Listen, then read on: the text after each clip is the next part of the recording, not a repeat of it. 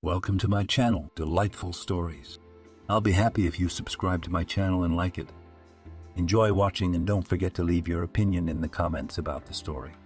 I wish I'd never seen you again, Paul whispered as he closed the door behind his wife.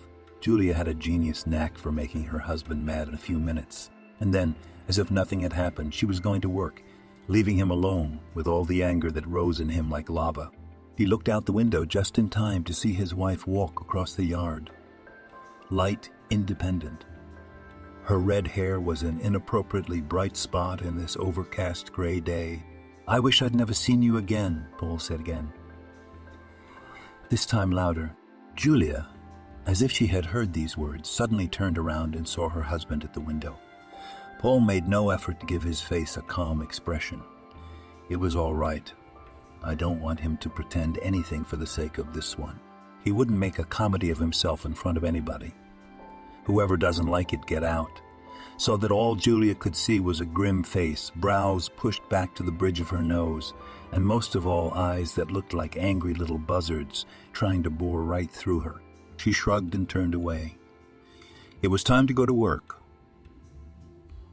Paul, seeing his wife walk to the fence gate, stepped away from the window and lay down on the bed. How he was sick of his familiar surroundings. The table, the bed, the closet. What was the classic Night Street streetlight pharmacy? It was more romantic than that. Here it's just a bed and a table and a closet. I can't see any more. Evil, he thought. I can't see the apartment, and I hate the furnishings, and in general, all these objects. He took his guitar off the wall and lazily plucked the strings. Music is the only good thing left in this house, he thought. Well, that one Julia tried to kill. Lately, she often asked him to turn down the volume. And when he listened to music, she asked him to turn down the volume too. You have to listen to music loudly, Paul objected. Then you feel it. Julia, on the other hand, did not share this opinion. I'm not deaf, she answered, and I don't need it to shout at the whole neighborhood to feel the music. In the end, Paul decided that his wife just didn't like music, and that was further proof that Julia wasn't worth it. She was so ordinary, so trite about everything. To make money, to put up some decent beauty in the house, to take up hobbies in her spare time. Boring. If he hadn't been forced into it by the harsh necessities of life, he wouldn't have married the hell out of it, much less Julia. Julia was already at home mopping floors. It was a part-time job she considered a great fortune. The barbershop was not far from the house, and there were no special requirements for cleaners. If it was clean, that was fine. No one, because of an unnoticed speck of dust, would make a scene or throw her out of work. True, the pay was not much either. But there was never any extra money, was there? At any rate, Julia never had any. And now, Allison, the administrator of the beauty kingdom, was watching the red-headed cleaning woman closely. Yes, the girl has given up. She's given up a lot. She's lost a lot of weight. Her jeans are loose. It's a shame. I wonder if she even eats sometimes. Maybe it's not from malnutrition. Nervies take their toll, too. And with a husband like that, Paul of hers, he's been hanging around. It seemed to want to learn something from the masters, but it all ended sadly. A grand scandal during which Paul shouted that the salon management wants to return to the slave system, because such a system would give them a coveted opportunity not to pay for other people's labor. After yelling, the idiot left. Julia, on the other hand, felt really sorry for him. She was so embarrassed, so ashamed of her husband's behavior, even though no one had said a word to her. What did she have to do with it anyway? Allison walked over and took the mop from the girl's hands. Let me do it myself. You need to rest. You're as tired as I don't know who. Allison, what are you doing? The girl was surprised. I'm just going to have to wipe it down a couple of times, that's all. Julia, said the receptionist, finish cleaning up and let's have some coffee before we go. I have chocolates with liquor in them. I don't remember what they're called. Anyway, they're delicious and just the right thing for a reboot. Thank you, Allison. Only I'm going home. I guess I've got... What have you got there? Olive frowned sternly. 7 in a row. It's okay, your hubby won't die if you hold on for half an hour. Come on, sit down. She didn't know Paul only from the disgusting scandal he'd caused. He also on occasion stopped by the barber shop to get a fresh haircut. And invariably he radiated such complacency, such unshakable confidence in his beauty, that the master sighed when he finally left. Julia, meanwhile, had finished tidying up, and Allison turned on the coffee machine and pulled out a box of chocolates from her desk drawer. With liquor, she winked, instead of cognac in the coffee. Come on, sit down.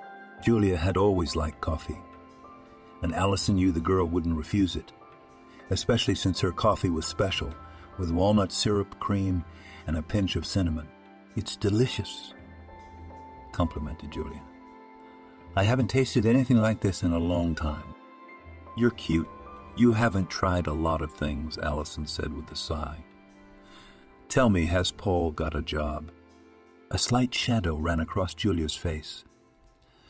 She could see that the question was unpleasant for her, and now she was wondering how to answer without lying or blushing with embarrassment. He's looking, she replied with exaggerated vigor. I saw him looking at jobs on the internet today. Ah, the vacancies, Allison nodded. What was there to say? Julia had been working here for 6 months. At first she said her husband couldn't find work. He had no luck. Everywhere he went, he got scammed, but he wouldn't give up and looked for work. Except that the optimism in her voice was becoming less and less. Allison had realized long ago that the boy thought too highly of himself and simply did not want to work. And why should he, if he had a wife like that? Julia worked in a department of the Polytechnic University during the day, and in the evening she came here to clean the floors. She also worked part-time on the internet. In a nutshell, she was spinning, and her gorgeous Paul never lifted a finger to help his wife.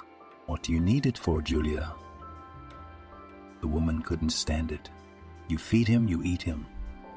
He's just lying on the couch, strumming his guitar. Is that all he can do?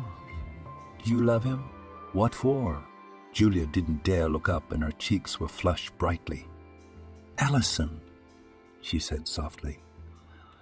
But is that the way to do it? Get married first, and then run away and get a divorce when things aren't right? It's embarrassing even in front of people. You understand a lot. Listen to this. I had a friend, we were in the same class together in college. So she watched a lot of movies about beautiful romantic bullies who were saved from everything by love and made people out of them. Julia grinned. Don't laugh. Listen to the end, Allison insisted. And so this girlfriend of mine found herself a boyfriend who, well, let's just say I've never seen anyone so badass in my life, and hopefully I never will. And my girlfriend, Kate, her name is, she was a good-looking girl. Tall, big, blonde, braid up to her waist. Strong, healthy beauty. I can't tell you how many guys were after her. From our class alone, there were 4 from our class, and in the neighboring classes, there were just as many more. She kept saying to herself, my Hugh's the one who got so angry because he never had any love in his life. He never met a good woman. And now he's got love, and it's gonna change him. Well, this scumbag quickly figured out Kate's uncomplicated way of thinking, and he's starting to pity her at the drop of a hat. Well, he doesn't want to get a job. He says he can't do it, that it's a lie and a scam. It's just like yours, word for word. And Kate's crying about how unlucky he is. He'll get hurt, come back with a broken face. He's the one who stood up for the girl. If a stall gets robbed, he's the one who wanted to give Kate a candy bar. He didn't have any money. How could he have any? He comes from a poor family. He didn't have a start in life. And it's like, I don't have anyone close to me but you, Kate, in the whole world. Nobody understands me like you do. He'd give her all that nonsense, and then she'd walk around glowing with pride that she was the only soulmate to that scum and little bandit. She was proud of it, that no one can understand this ruffian, but she does. You see what a precious talent she has. And she's babysitting him again. and he'll get his bruises fixed, and off he goes in search of new adventures and victories. As soon as he has money, he goes straight to the pub with the girls, of course. And this one sits waiting for him to go out. And she seriously thought that this scoundrel would come to his senses, that he'd realize what a nice girl he loves, all clean and kind. Well, yes, he ran away to understand it. That's how the whole year he tormented her, and would continue to torment her, and would continue to torment. But then some friends of his offered him something. He came to Kate, happy, and brought her some champagne, but it was the cheapest. And he said, "Here, the last time you drink such a drink at my place, and then, you what, only the elite? I'll have plenty of money. We'll live with you, and the world will shudder at our scale."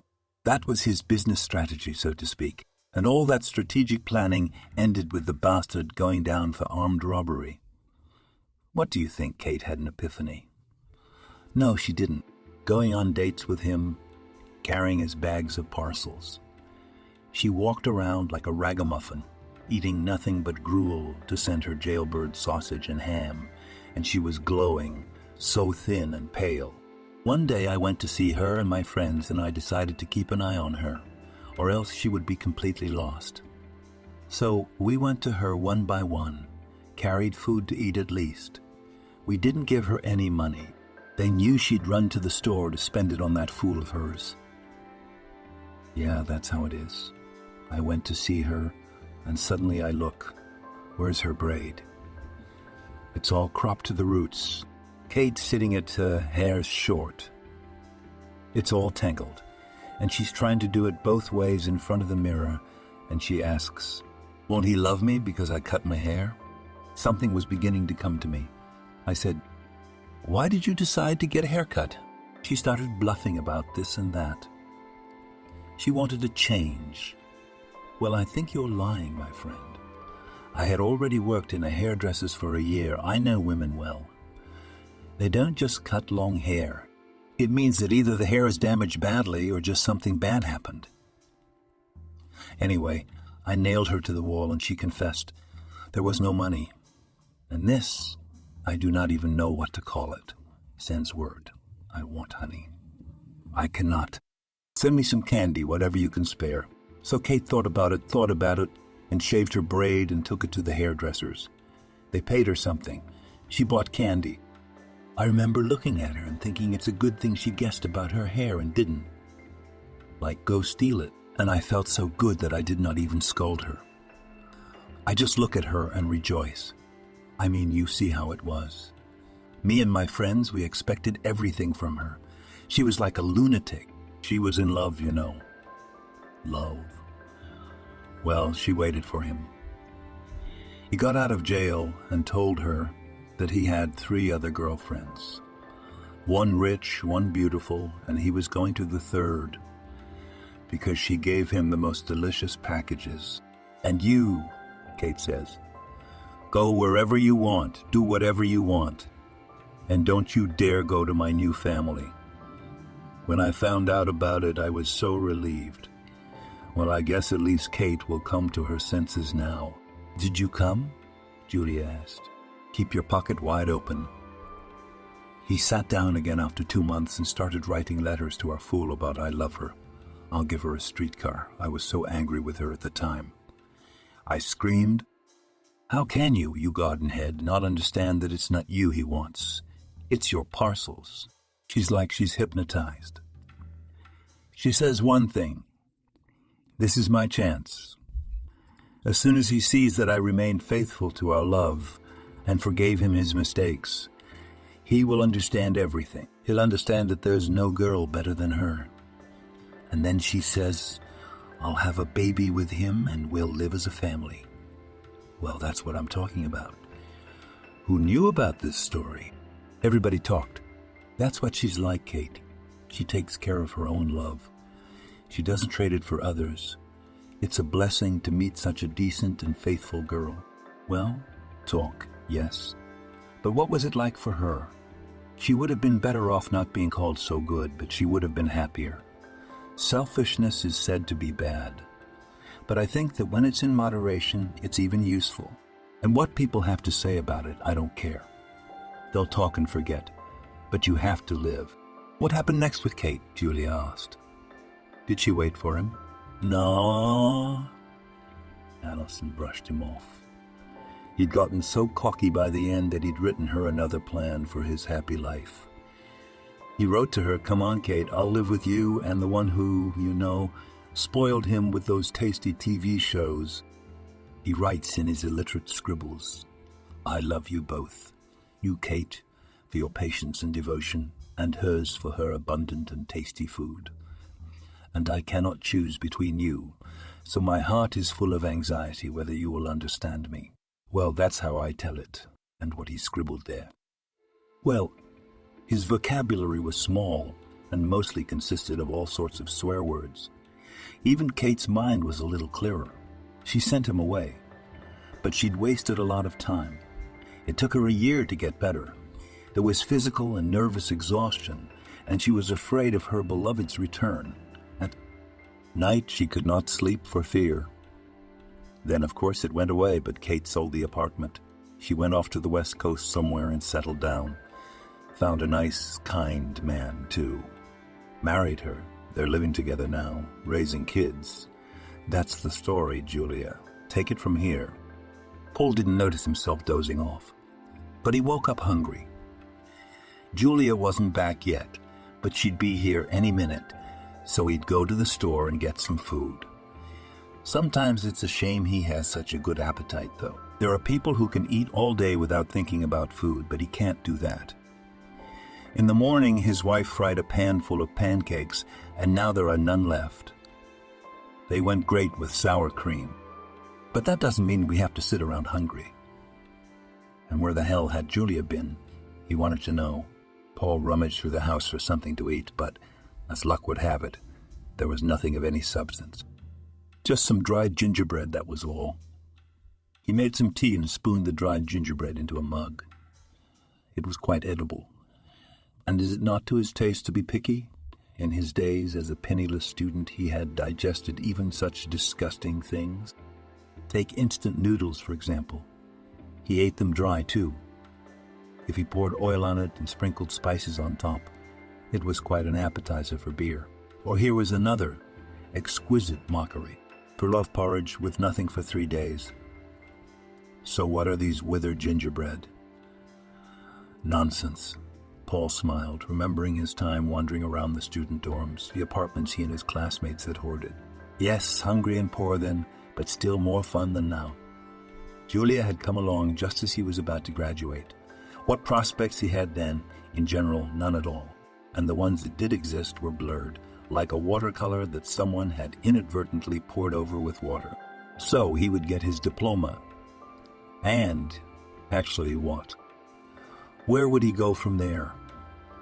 He'd be kicked out of the dormitory, and his parents wouldn't help him with money.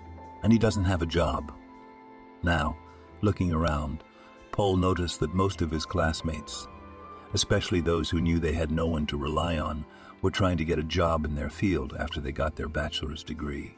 Then Paul laughed at their impenetrable stupidity, for they went to work wherever they were hired without regard for time or fatigue. They agreed to paltry wages. This, to his mind, was not only stupid and ridiculous, but also seemed somehow unhealthy. When you're young, you should live, not work, he often repeated.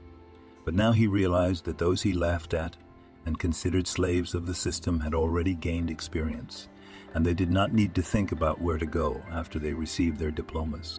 Many of them already had a clear rather than watercolor blurred perspective. There were also those who had settled down with a family. Only he himself seemed to be frozen at the start, and his life after university remained exactly the same as it had been when he entered. Get a job, my friends advised me. Start with something, and then it will get easier. My mother recently got married again. Her chosen one was this time a former military man, sincerely convinced that the army was the best place for a man. He remembered his comrades warmly, with respect for the command, and could not imagine that anyone did not wish to serve his country as honestly and faithfully as he himself, and strongly advised Paul to join the army. But neither the tedium of job hunting nor military service appealed to Paul. To work for paltry wages and put up with the boss's whims, he grimaced. Or join the army and take orders from a rabid sergeant. Are you making fun of me? Mother, this is what you imagine me to be? What job do you see me in? Tell me, is it really a soldier or a manager of some department in some obscure firm that doesn't know what it exists for? No. Mother shook her head. Neither one nor the other. You can only be a free artist. I can't say I like it very much. What can I do? God gave you many talents, but an empty head. You get carried away. You get excited about something, and 2 weeks later you forget about it. A free artist. Paul valued his freedom above all else. A dreary existence at work, subjection to military orders. Is this what I was created for? He thought, sinking more and more into a gloomy mood. Was this the real life, hustling to work every day, getting up early in the morning, and coming home in the evening to get a miserable paycheck at the end of the month? Or the army? Or the army? No, I don't even want to think about military service. What else could it be? No housing, no money. Where can I get it? In the meantime, the days were flying by faster and faster, and the defense of my diploma was getting closer. And the dormitory superintendent, the bastard, was already hinting that it was time to put things away. And Julia appeared somehow unnoticed, as a maid. Not pretty, in Paul's mind, but pretty, well, read, but boring. Look, he told her, what girls are like. Imagine this. A blonde, long-legged girl burns down half a nightclub on a whim, and then throws the bartender $100 and says, "Here, choke on it, you bastard." He looked at Julia, expecting her to share his delight, to admire or at least envy this queen's audacity. But the girl only shrugged her shoulders. I don't see what's so appealing about it. In my opinion, it's just boorish and nothing more. Paul shook his head condescendingly. Well, what could that little mouse know about such things? It's rudeness, you see. It's unpredictability, it's confidence, strength, expression. The confidence of a beautiful, truly beautiful woman. No, Julia wouldn't understand that. No way she would. He himself would have loved to hook up with one of these obviously poor and obviously showy girls. They even liked him, and they would gladly spend one or more nights with him. But that was the end of their relationship. Paul seemed to these girls to be a bit simple. And why would they get mixed up with a beggar? There were other girls who were ready to join his life immediately. But they were ordinary, poor people like himself. Some of them were beautiful. But what could one beauty do? To spend time with pleasure, that's for sure. But to enter into a serious relationship, no. Too unpromising. Especially pretty girls with no money tend to demand that their husbands fulfill their every whim. And it turned out that Julia was the only viable option.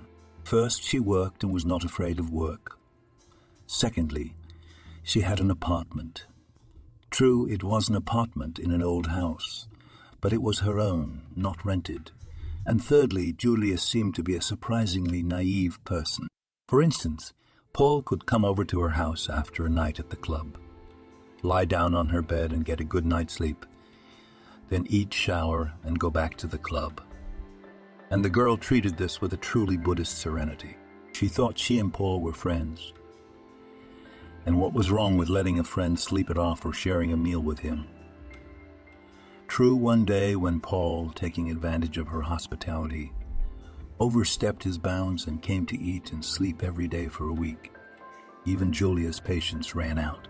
Paul, of course I'm always willing to let friends in, rest and feed. I never say no. I understand that all kinds of things happen in life. But honestly, when a friend comes over just to eat, sleep and bathe, there's a lot of doubt about whether you're being taken advantage of. How can you say that? Paul said with feigned sadness. Don't you realize that it doesn't matter if I'm awake or asleep? I care that you're there.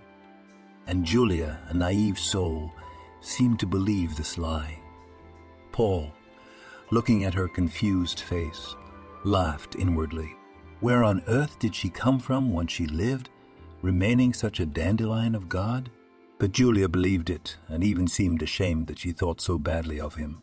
What kind of a fool is that? Paul thought, now that was the moment he had decided he was going to marry this naive girl. She's too unspoiled, until she figures out what he really wants from her, or maybe he never will. Julia returned home, strangely thoughtful and, oddly enough, empty-handed. Why didn't you go to the store? My husband was surprised. There's nothing to eat in the house. I was tired, Julia shrugged. I was exhausted. Maybe you should go. I'm not going, Paul said. He often refused his wife's requests and did so partly so that Julia would not think she could command him in any way, and partly simply out of a sense of inner contradiction. But you said yourself there's no food in the house, didn't you? Aren't you hungry? I'm hungry, but I'm not going to the store. You were walking by, and you could have gone there yourself, but you didn't do it to chase me there. I'm not your servant. Well then, sit hungry, Julia grinned. I'm going to wash up and go to bed. I have to get up early tomorrow. How? Paul was confused. To buy groceries. What are we going to eat tomorrow morning? The wife reacted with outrageous calm. I'll pick something up on my way to work. What you're going to eat, I don't know. You'll probably wait until tonight when I come back with the shopping. She said all this in a tired, even bored tone, as if she were telling a dumb third grader for the 1000th time. Why 2 times 2 equals 4? It was humiliating. How dare she treat him like that? All right, my husband replied in an icy tone. I'll go to the store, but I need the money. Julia, without wasting words, took out her wallet and pulled out some bills. Here. He almost snatched the money out of her hands and quickly threw his jacket over himself. Have a nice day. The evening that had been so cozy to look out the window was windy and cold. Autumn, Paul thought wistfully, as early September whizzed by like a stray bullet, and he barely even noticed it. To lull his wife's vigilance, he had to pretend from time to time that he was looking for work, and even had to go to an interview a couple of times. He even spent a total of a week on some silly internships, from which he quickly walked away. Then he made up his own allergies to blooming something and holed up at home. In short, Paul had spent a mediocre summer. It used to be. What a summer he had had in his last year as a student. I remembered scenes from a movie I watched a long time ago.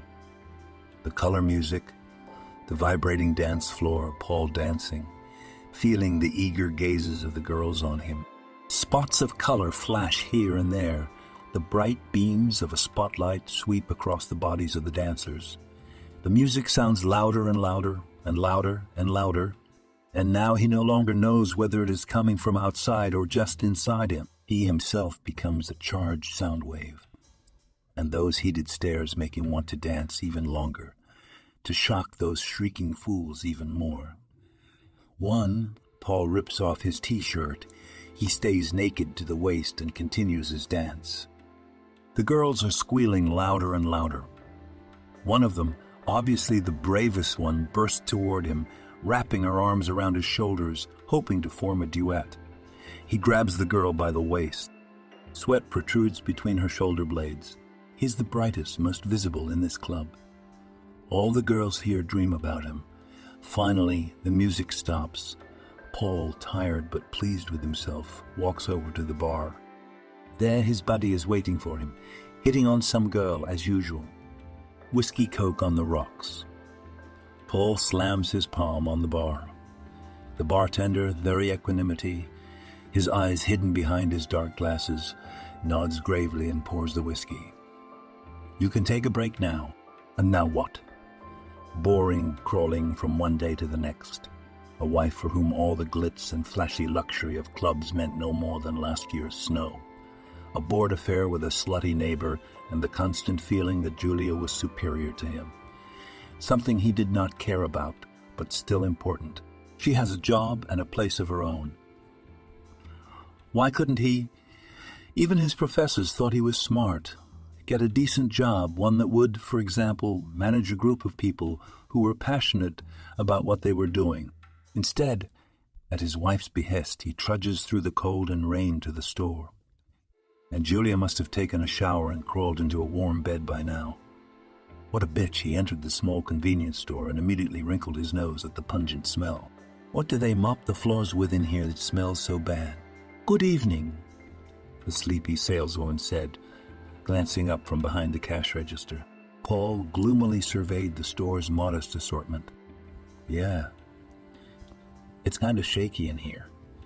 If Julia hadn't been such an asshole, she would have gone to a normal supermarket, and now it was closed, and this store is the only place to go. Paul's palms were sweating with anger and resentment toward his wife. You bastard! You'll get by without food, you'll run hungry for your job. I'll take 2 beers. The rest are hot dogs. For everything? Confused, the saleswoman asked, twirling 2 bills in her hands. Everything, he answered proudly.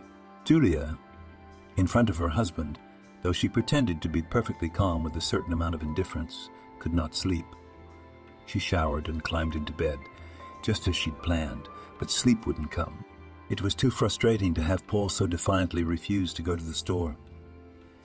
And she was really tired today, and she hadn't noticed how she'd walked past the supermarket herself.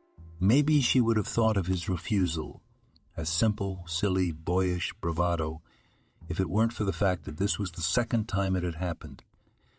And each time it was so wild, so incomprehensible. What's wrong with a wife asking her husband for something? After all, they were family. Julia thought sadly that they had raised her to be a good and proper girl. What was the point? What good is being good and right if you get such a rude, hurtful attitude in return? She was told that in a family, husband and wife are supposed to take care of each other and support each other. And what does Paul do? He sleeps over at his friends' houses for days and nights, and then some girls call him. One day Julia dared to ask why they didn't consider the fact that he was a married man. Why can't they call? Paul exploded. And Julia was at a loss for words. Why indeed? What's the big deal? He's got a wife. It was only later that she realized that it was not these girls to blame, but himself. After all, it was with his permission, and even encouragement they called. Julia also remembered that in winter, no matter how cold it was, Paul would not even let her hold his hand. When a woman walks alone, she doesn't fall down. He explained his position. But if a man is around, you have to pretend to be a gentle girl. No, that won't work with me. Where did he get this hostility toward women? Julia tried to figure it out. Why was he trying so hard to push me away so that I couldn't even count on him for anything? And when they sat up one night in a cafe arguing about something, Paul left her alone. Alone at night. Julia was able to call a cab and return home, and Paul, as if that were the right thing to do, called her and wondered why she hadn't followed him, and suggested that she come to some place he knew where it was, according to him, fun. Julia hung up silently and did not answer. For some reason, she felt terribly ashamed to tell anyone how her husband was treating her. It made Julia feel all the more lonely. She was so jealous of the girls she knew, and her admirers, Paul, were even more jealous. She took the handsome guy to the star of the dance floor. In fact, it was a blessing in disguise. One day, before she was married, the barbershop needed an apprentice, and she brought her husband there in the hope that he would start earning some money. Paul complained to her constantly that he couldn't find work anywhere and was literally starving. But on the way to the barbershop, he suddenly stopped and said very seriously, "Let's agree right away that you won't talk to me in front of clients. And of course we won't go to and come back from work together. It's better if they don't know that we know each other." Julia was unexpectedly hurt by these words, even though they were only buddies then. "But I just don't want to feel obligated to you," he explained. "And you also don't want anyone to think I'm your girlfriend," she grinned. "That might stop you from flirting with others." That, too, the guy didn't deny it. That's when, at that very moment, I should have told him to go to hell, she thought. He didn't want to feel clientele to like him. Yeah, I should have been right there and then stopped talking to him forever. And for some reason I went on. Why?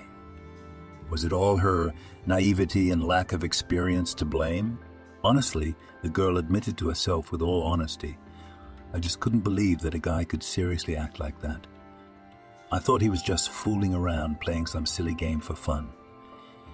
But he wasn't pretending at all. She was reminded of the story Allison had told her over coffee today, and it made her laugh and feel sad at the same time. Julia, too, had thought that Paul was just a loveless man, deprived of the most basic care. He seemed to her to have known only the fleeting adoration of girls, who melted at his outward attractiveness, but cooled off after a few days, and she thought that she would be able to warm him up. And when she did, he would realize that he married a good, faithful girl, and then they would live happily ever after. She tried her best, but time after time, she came across as rude or indifferent.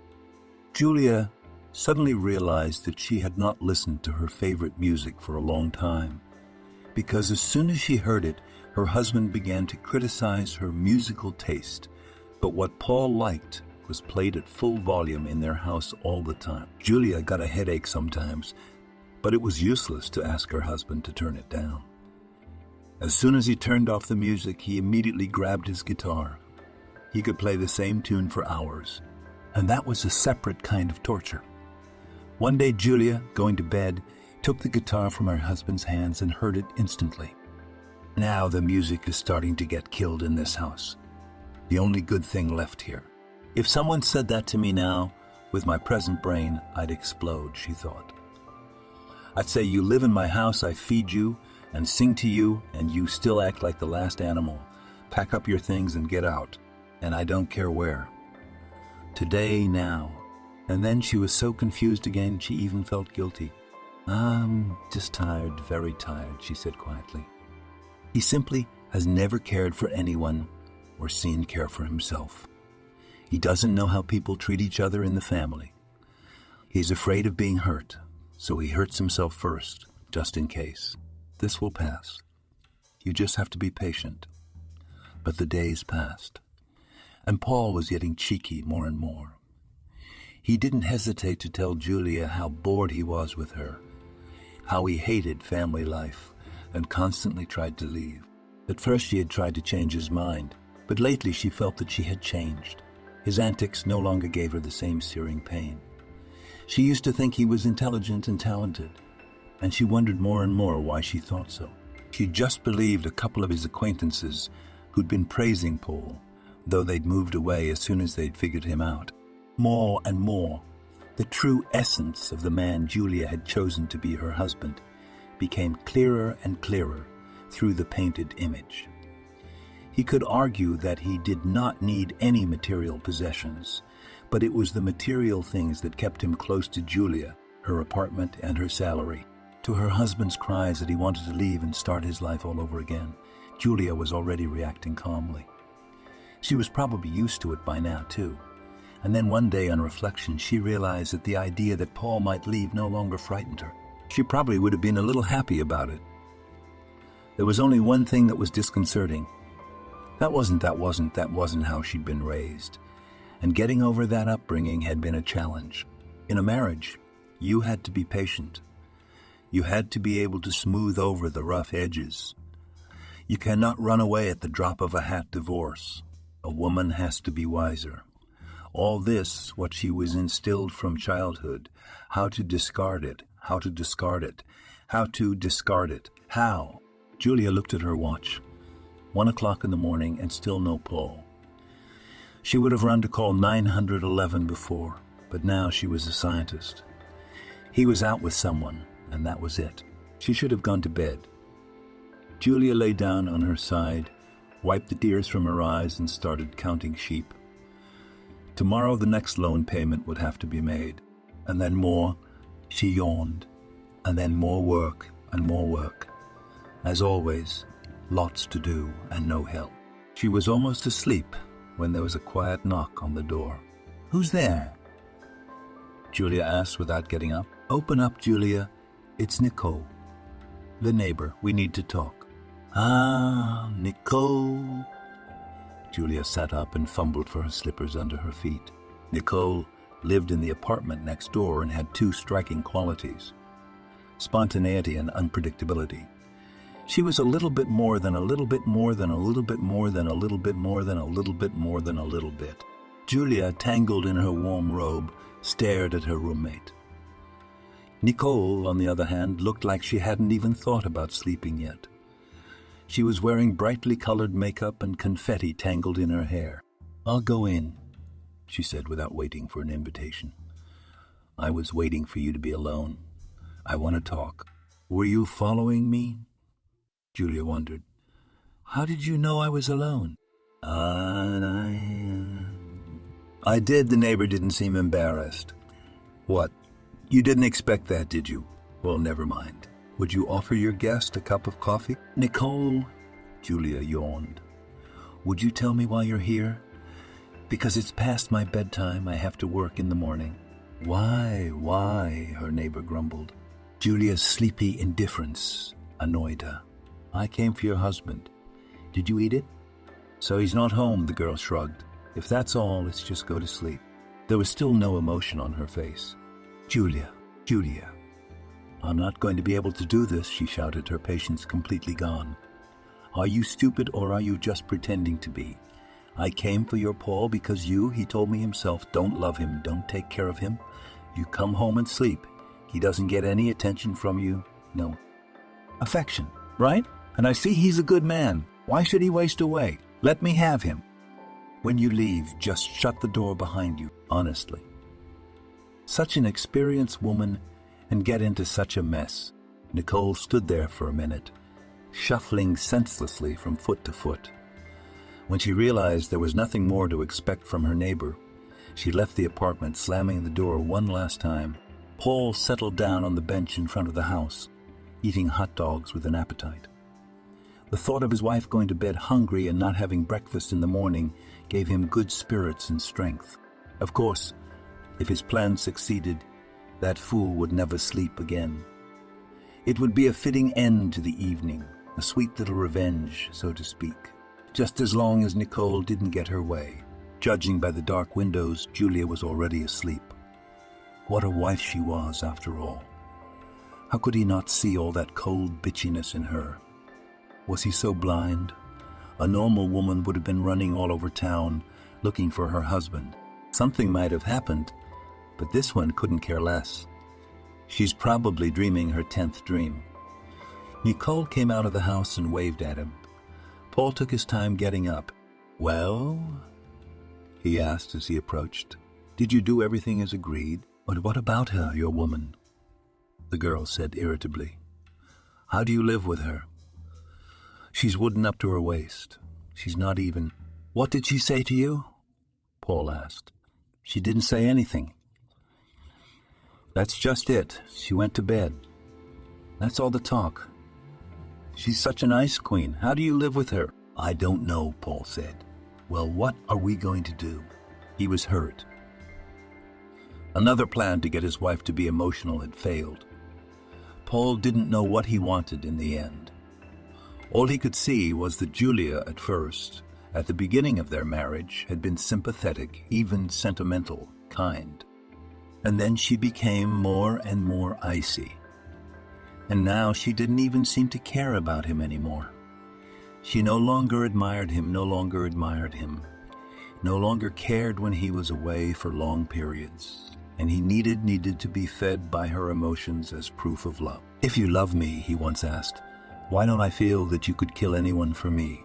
Julia shrugged her shoulders. "I never thought of love that way. I always thought that love was about warmth, support, affection, not about killing." Paul was taken aback by her words. What kind of love was that? No, maybe it would suit some weak-minded man, but not him. Not for him. His woman must be ready to tear apart anyone who looks at him funny. This, and only this, is the test of true love. He sent Nicole to his wife, hoping that at least now she would discover her true feelings. But Julia didn't even slap her rival. She just drifted off to sleep. Amazing. "You promised," Nicole reminded him. "You promised that if she didn't care, you'd pack up right away and leave for me." Paul asked absent-mindedly. Oh, yes, I remember, but not at night. Wait. He tiptoed into the house and undressed. Julia was really sound asleep. Yeah, she's in armor. Piercing wench.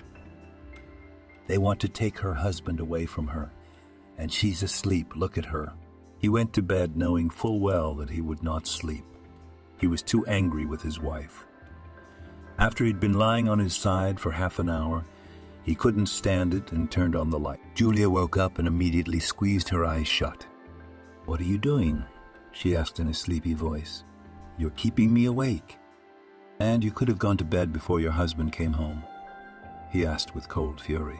His wife looked at him incomprehensibly. What was I supposed to do? I came home from work tired late at night. Of course I went to bed. And it didn't bother you that I stayed so long? He asked the next question. Was it the first time? She even smiled, and it seemed to him to be quite sincere. I'm used to it. He was delayed and stayed late. I don't know where. Paul decided to push her. Let this hypocrite confess. Let her tell the truth for once in her life, that she didn't care about him. So you didn't care that I might have been hit by a car, that I might have been beaten up, robbed, right? You just went to bed calmly, like everything was okay. And it didn't matter what happened to me. Paul, my wife said tiredly, I understand you're feeling a little emotional again. But you're in the wrong place. I'm not going to keep up this pointless talk. I want to sleep. Paul jumped up as if he had just been stung by a viper. So that's what this is all about, he cried out. A momentary and merciless insight immediately brought the whole picture to light in his brain. And he felt that this was it, that he had understood it, that he had found it. You have someone. That's it, isn't it? I could see you weren't even angry that I'd been out half the night. You didn't even have any anger in your eyes. And I wondered, silly me, what's the matter? What's the matter? Why are you so calm? Paul, you're a sick man, Julia said in the same tired voice. Leave me alone. First your Nicole keeps me awake, and now you. And I have to get up in the morning and go pay a loan that neither you nor your friend will give me money for. So that's what you're worried about. He got indignant. That's what matters to you. Well, I'll tell you what. I want love, not credit. Keep that in mind as you watch my happiness through the keyhole. He scurried around the room, grabbing his things and shoving them into his backpack. Julia sat on the bed, idly watching him. I need love, not credit, he said again, plucking his guitar from the wall. Goodbye. Julia heard the door to Nicole's apartment slam and heard joyful exclamation. That's good, she thought calmly. The trash took itself out. Paul could not have known that she had not slept a second since her roommate left, just lying there with her eyes closed, and the amazing and new feeling she was experiencing. Freedom. Nicole, with her intrusion, with her strange monologue, played the part of the last straw. All Julia's indecision, the indecisiveness of a good girl who had been brought up to be patient and loyal and indulgent to the weaknesses of men, vanished like smoke. She thought of going and filing for divorce tomorrow without saying a word to her husband. This thought filled her with such joy that she seemed to herself an innocent prisoner who had long been locked up in a dungeon, and now at last they were letting her out. The door of her prison opened wide, and the prisoner, who had forgotten what freedom looked like, suddenly saw a field covered with cornflowers and daisies, a high blue sky, and breathed in fresh air so that she was even a little dizzy. Julia lay in the darkness, silently celebrating her release. Nicole had forgotten when she was first considered a femme fatale, probably back in high school. That was when she, a dim and then skinny girl, was taken in by the owner of the gym, where she went with her girlfriend in the hope of acquiring a seductive shape. The man was well into his 40s, and his 3 ex-wives could at any time confirm that the temperament of Felix was just a fiery. So much so that he was physically incapable of being faithful to a woman for more than 2 months. He looked at Nicole as an expensive project.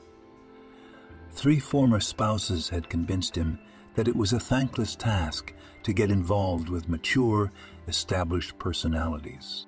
A future wife had to be brought up from childhood, so he assigned a personal trainer to the girl, carefully explaining what would happen to him if he got foolish.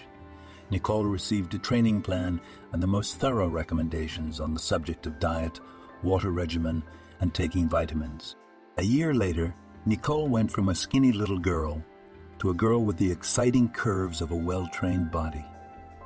On this occasion, the owner of the gym decided to hold a small beauty contest among the regular visitors and personally placed on the head of his favorite sparkling rhinestone tiara. Nicole wiped away her tears of pride and smiled gratefully at her patron. She spent the next year as a young muse, inspiring overweight ladies to take care of themselves. Felix ordered several large billboards depicting Nicole in a swimsuit, Nicole with dumbbells in her hands, Nicole sitting in the lotus position, and each image, of course, had the coordinates of a fitness gym. Come be candy. Read the simple slogan, the day after the billboards were installed. Nicole woke up a neighborhood star. At school, she suddenly began to enjoy a rabid popularity, although previously she only paid attention to the teachers, and then only to scold for another bad grade. Even the old grandmothers, who were used to calling the young people names, were paying attention to her. When Nicole heard the first "Slut right," she squared her shoulders and walked at a confident gait, smiling to herself. It was a confession. Felix was preparing for a new beauty contest, which, no doubt, would again be won by Nicole. The grand prize for Miss Fitness was to be a brand new car, not the most expensive, but very, very pretty. It would make a great coming of age present. And besides, it would be possible to hint fearlessly to the girl to continue the relationship. Felix had already rented a suite at the best hotel in town for this purpose. Alas, all his plans were thwarted in the most outrageous way. A week before the contest, the naughty girl had an affair with some fat and pimply young man from a rich family. He turned out to be the son of a sausage factory owner. And Felix realized it was fate. The fitness and sausage rivalry was a battle with unpredictable results. He backed off. And Nicole was already racing around town a couple of months later in a car donated by the Sausage Prince. A couple of times her pretty face managed to flicker in the pages of magazines. Sausage Prince dreamed of a model wife, and the king's father promised to take care of it. But alas, for the modeling business, Nicole was not suited categorically. Too small growth blocked her way to the podium, and the spoiled prince decided to get rid of the bride immediately, not forgetting to demand the car back and every last gift that still could give another tall girl. But Felix was delighted with the return of the prodigal bride. "Don't cry, stupid," he said affectionately. "We'll make a trainer out of you. You'll teach aerobics to fat women. I don't promise a lot of money, but enough for bread and butter." Nicole looked hopefully at her benefactor, but he only coughed and turned away. "Don't tell the girl that he's got a new client with a shapely figure and a look so vicious it gave me the creeps." Nicole let herself work. Don't leave her without a piece of bread. All the more so, there was no thought of enrollment in her empty head. Nicole worked quietly. By 28, she was even able to buy a modest apartment. Not a palace, of course. But that was out of the question. But still a guaranteed. Either the men had changed or the time itself had somehow imperceptibly become different. But Nicole's suitors were in no hurry to declare the seriousness of their intentions. They willingly spent a nice special couple of weeks and then disappeared without explanation. Maybe that's why Nicole felt such fervent sympathy for handsome neighbor Paul when he complained to her about his loneliness and homesickness. "We have more in common than meets the eye," she sighed and looked deeply into his eyes. "Come to think of it, you and I, we're both unsung stars. We were told we had a great future. Where is it? We were told we had a great future. Where are we?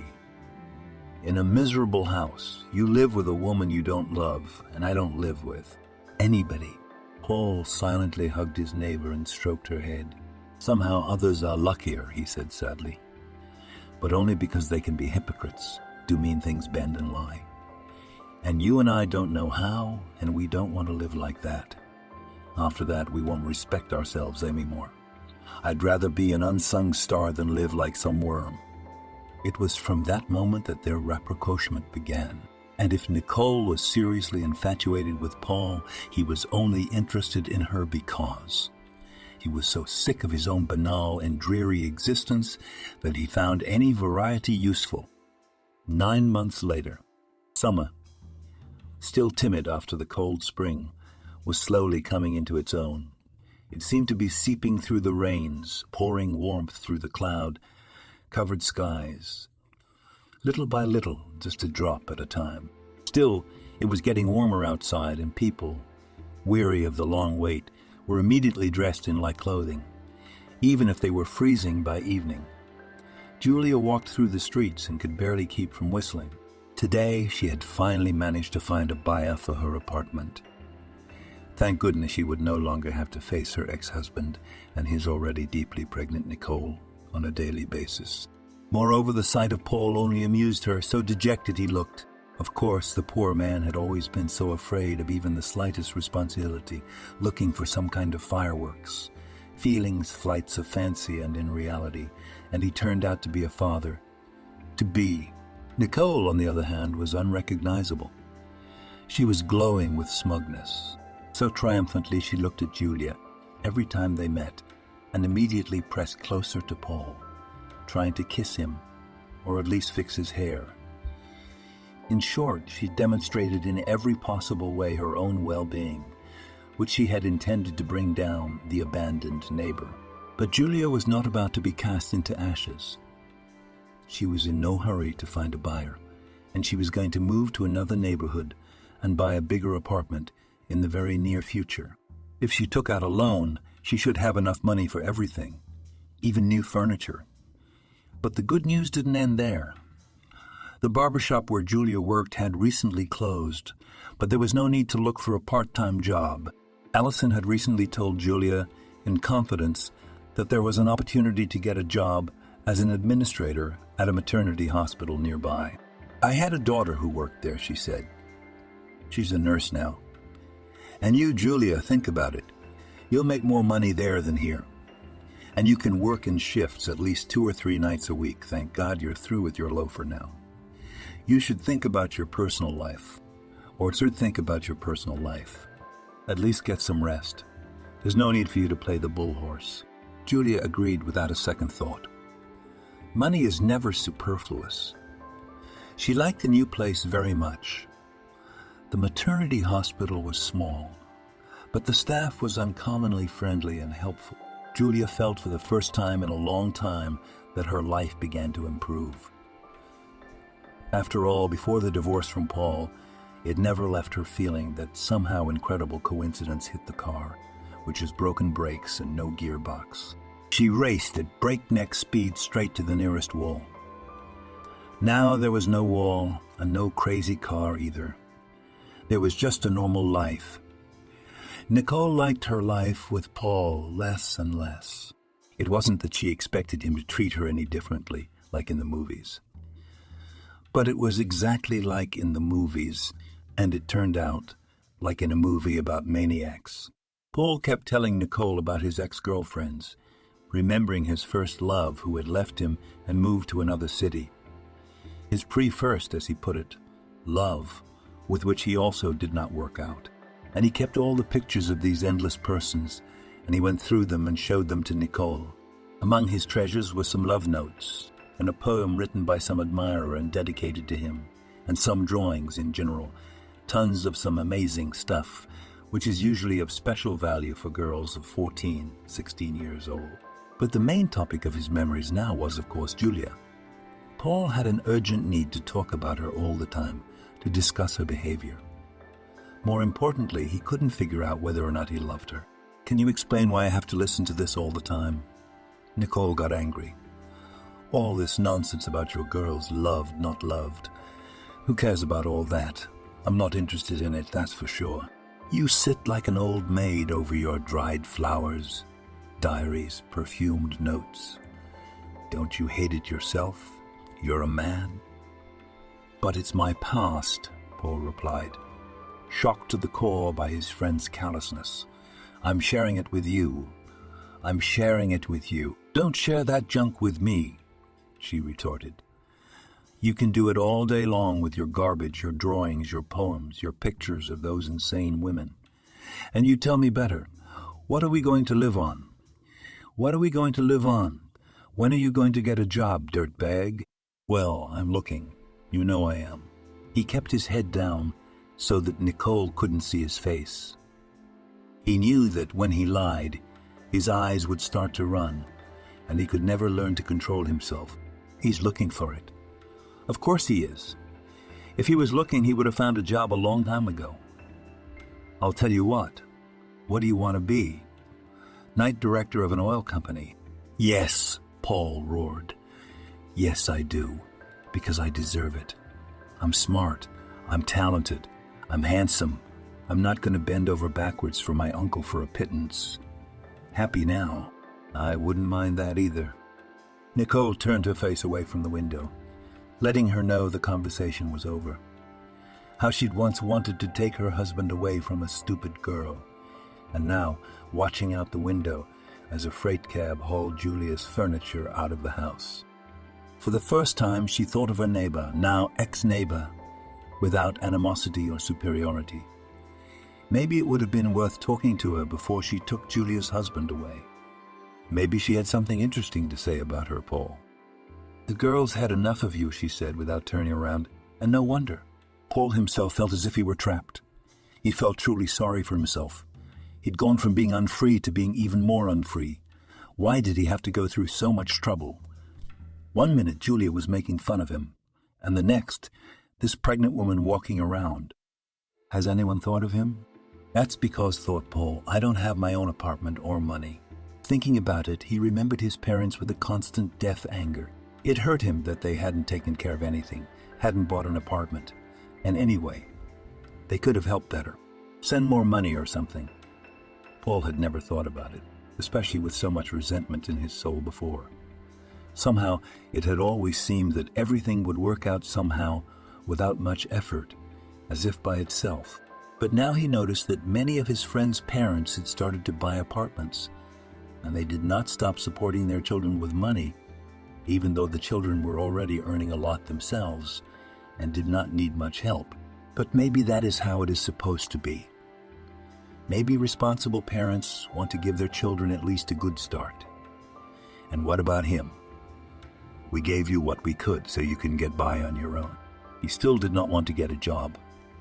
But since Nicole went on maternity leave, life had become many times more difficult.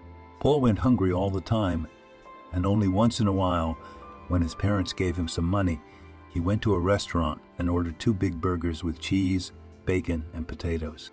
After that, he'd go to a nightclub, satiated and satisfied. There were always enough girls there to have an affair with for a couple of weeks.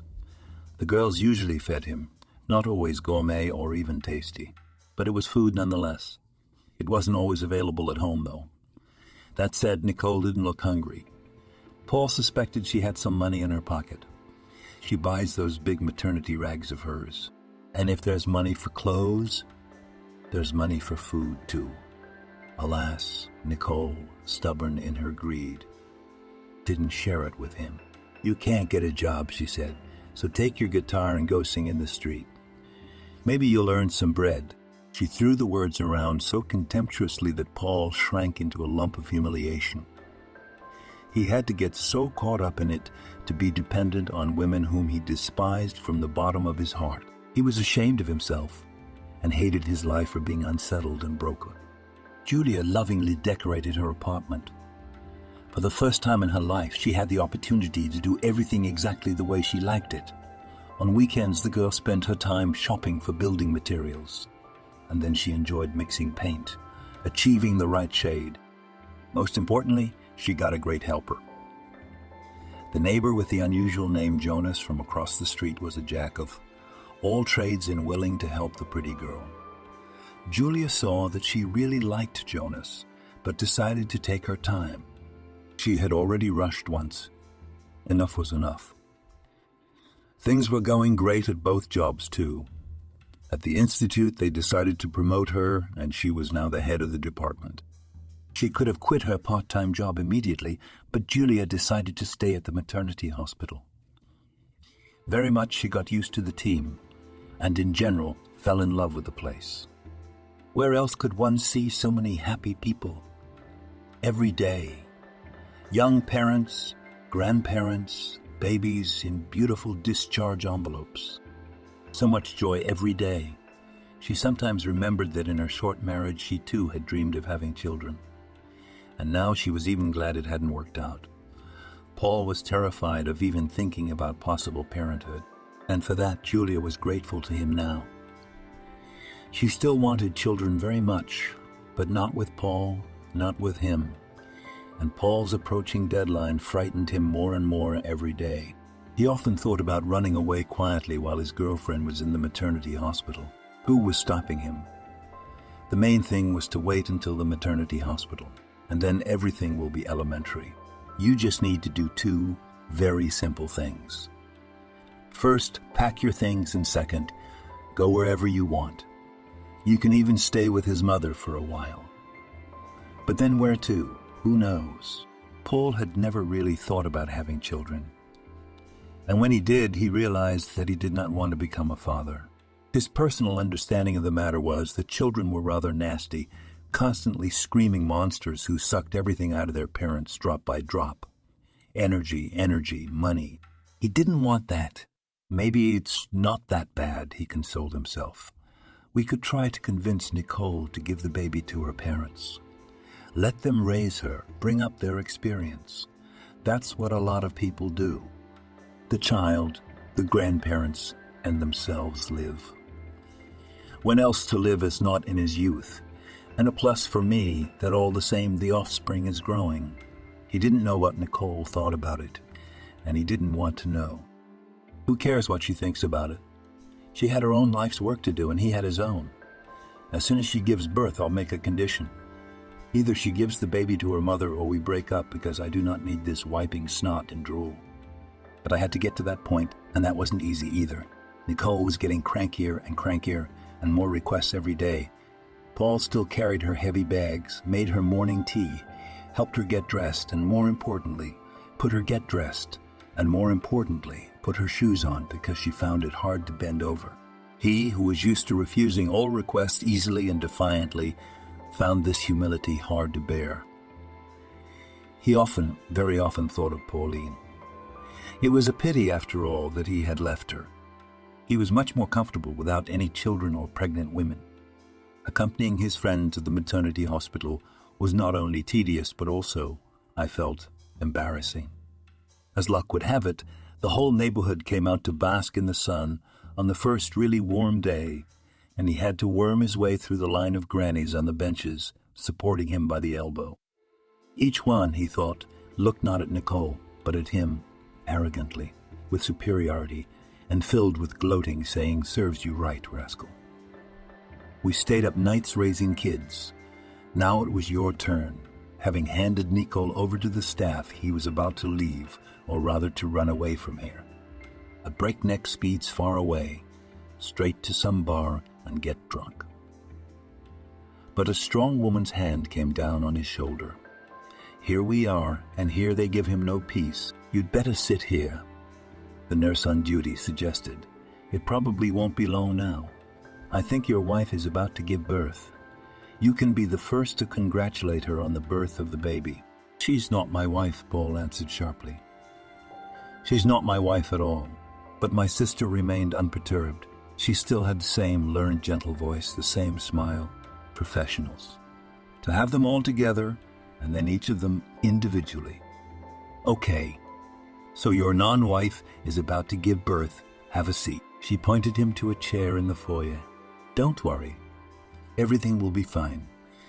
As soon as the baby is born, we'll let you know right away. In the meantime, I can offer you some coffee." Paul collapsed into the kindly offered chair and covered his face with his hands. That's all the coffee he needs right now, apparently to have a heart attack and get rid of everything at once. You'd better give me a sedative, he asked stiffly. How can I tell them all? The overgrown woodpeckers that he doesn't care about Nicole or the baby. And that he does care, but only for himself and his now so shaky freedom. Julia awoke to a loud, lingering ring at the door. It was 3 o'clock in the morning. She got up and threw on her robe. She had moved out of her old house, and Julia had been sure that the intruders of the night would be over. But apparently they were, but not completely. "Who's there?" the girl shouted through the door. For some reason, she was wary of looking through the peephole. "Julia, it's me, Paul," said a familiar voice. "Paul, what are you doing here? How did you get out of here?" "I met a girl I knew in the maternity hospital. She gave me your address." "You know girls everywhere," Julia sighed as she opened the door. "Already in the maternity ward, too. What's the point of ringing off the hook in the middle of the night? Couldn't it have waited until morning?" "No way." Paul stepped into the corridor, and Julia involuntarily cried out when she saw his face. So pale it was. "Did something happen? Is it something with Nicole, or—" He shook his head and sat down right on the floor. "She's all right. What's she going to do, this mare? She's alive and well. She gave birth. Probably back now. It's a boy. 4 kilos in grams, 150 or 200, I don't remember." "So the baby is healthy too?" Julia asked. "He is very healthy. They said it screams so hard it makes my ears pop." "Well, what's the matter then? Did you come to drink with me on this occasion?" Look, here's the thing. I don't even know how to say it. I've thought about everything and how to get away and how to stay and how to send the baby to his grandmother, that too. But I didn't think about that." "What didn't you have in mind? If you say so, say it clearly." Paul looked up at his ex-wife with red, half-crazy eyes and whispered, "He's so black." "Well, black, you know? Who's black?" Julia got angry. "Do you have a conscience? Son was born, and instead of being happy, he picked up glitches." Mulatto," Paul yelled. "She's an African." "African American," the girl repeated mechanically, looking thoughtfully at her ex-husband. "Are you sure it's true? Maybe you've been pranked, or maybe you've been pranked, or maybe you're imagining it out of excitement." I couldn't be more precise. "So it was Nicole who took the baby for a walk, but she wanted to pin it on me so that I could work for both of them." "Well, it's on you. Did you at least get a job, worker?" "Julia!" He stood up and smoothed his disheveled hair with both hands. "Julia, listen to me. I know there's been a lot of ugly stuff between us, and you're probably right to be angry with me." "I'm not angry," the girl interjected hurriedly.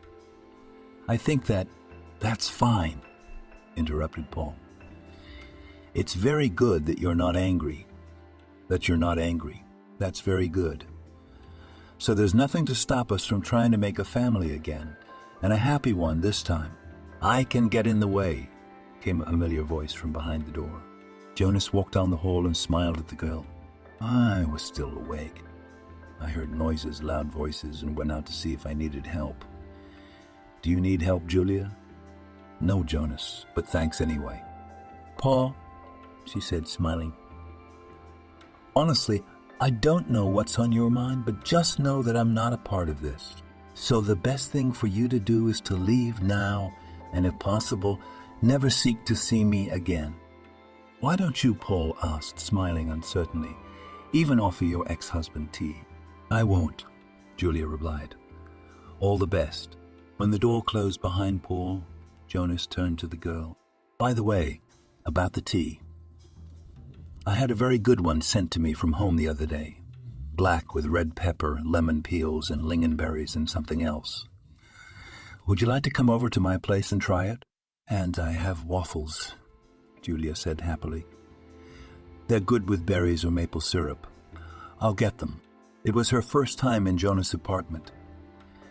For some reason, Julia had always thought that men were indifferent to comfort, that one mattress and some drawer that could be used instead of a table were enough for them, but Jonas was different. All the furniture in his apartment was wooden and clearly custom-made. "I have a furniture factory," he smiled, noticing the astonished look on the girl's face. "I'm making something for myself, too." There were large, comfortable armchairs in the living room. "Sit down, Julia," the master invited. "I'll bring us some tea." And Julia, settling in one of the chairs, inhaling the aroma of wonderful tea, suddenly felt that she was home. Even if Jonas's house looked a little bit like a forest wizard's hut, but who was to say that the owner was not a wizard, maybe the smallest bit, but necessarily? Otherwise, would it have been so nice here? Would she have wanted to stay here forever?